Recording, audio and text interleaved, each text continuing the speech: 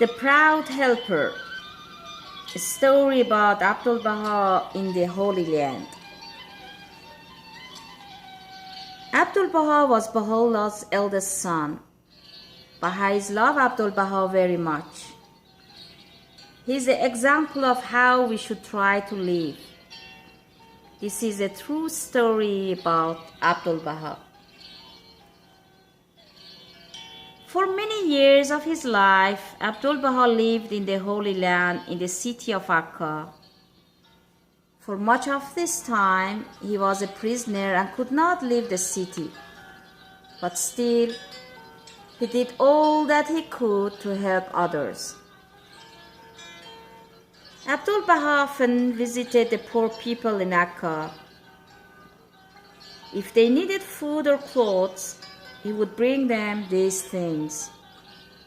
If they needed money, he would give it to them. If they were sick, he would call a doctor or care for them himself. Almost every day, poor people in tattered clothes were seen around Abdu'l-Baha's house. They waited to see Abdu'l-Baha and asked for his help. He would always listen to their problems and try to help them. He was like a father to all the poor. Many Baha'is from Europe and America came to visit Abdu'l-Baha in Akka while he was a prisoner. They came to listen to him and to ask questions. Abdu'l-Baha taught them many things about the Baha'i faith. One day, who came to Akka was Lua Gestinger. She came to see Abdu'l-Baha with some Baha'i friends. She loved Abdu'l-Baha very much and she would do anything he asked. Lua came to see Abdu'l-Baha one day when he was very busy. He had so many things to do that he could not do them all. He told her that he wanted to see a poor friend of his who was very sick, but he did not have enough time. So he asked her to go in his place. Abdu'l-Baha told her to take some food to his friend and to care for him, as he had been doing. He told her where to find the man, and Lua started out. She was happy as she walked through the streets of Akka because she was helping Abdu'l-Baha. She was also proud that Abdu'l-Baha had sent her in his place to help his friend.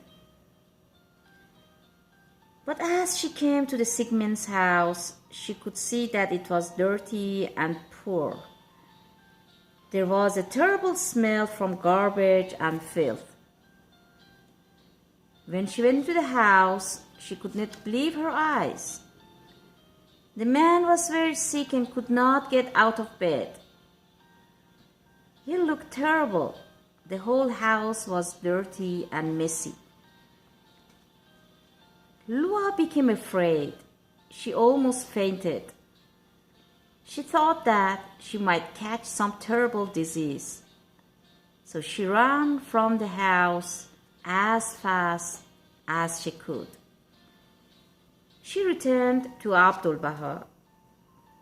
"Oh, master," she cried, "surely you cannot realize to what a terrible place you sent me." She told Abdu'l-Baha about the dirty house and the sick man. Abdu'l-Baha looked at her sadly. Then he spoke sternly. "Do you want to serve God?" he asked her. Then he said, "She must serve others."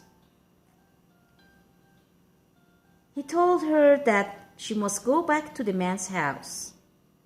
If it was dirty, she must clean it. If he was sick, she must care for him. If he was hungry, she must feed him. Abdu'l-Baha had done this for him many times. Couldn't she serve him once? So Lua returned to the sick man's house, and this time she was ready to serve him. She did all the things that Abdu'l-Baha had asked her to do. She cared for the man and fed him and cleaned his house. In this way, she was helping Abdu'l-Baha and she was serving God as well.